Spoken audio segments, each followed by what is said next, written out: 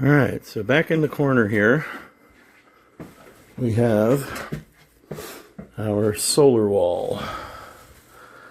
And there's the hatch to the basement. And on the solar wall, we have our charge controller. And we have our breakers right now that are going to the batteries.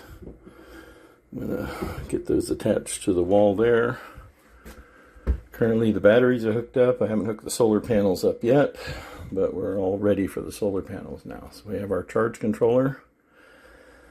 Goes down to the basement, to our batteries. I've got a secondary charger hooked up there. It's not plugged in right now, but it'll be used if we have several days of no sun to where we can keep the batteries charged. There's our inverter. It'll be used to keep the critical items running.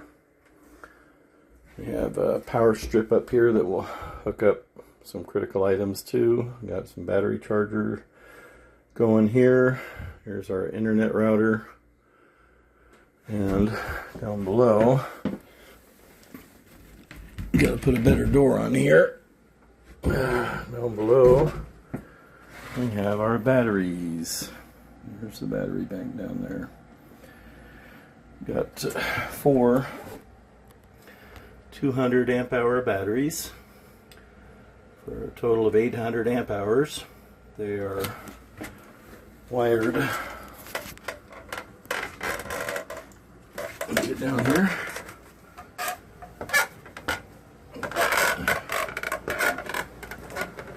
They are wired in parallel. And they go up to a block up in the floor just above for easy connectivity. And they come up through the wall up to the charger, to the inverter, and up to the breaker for the charge controller. Let's see. Internet input.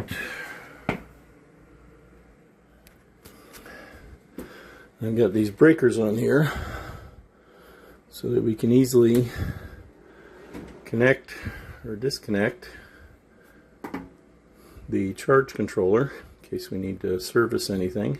You can see right now we've got 12.5 volts with no input coming from any panels right now, just the battery connection. And we've got juice coming from the inverter, or to the inverter.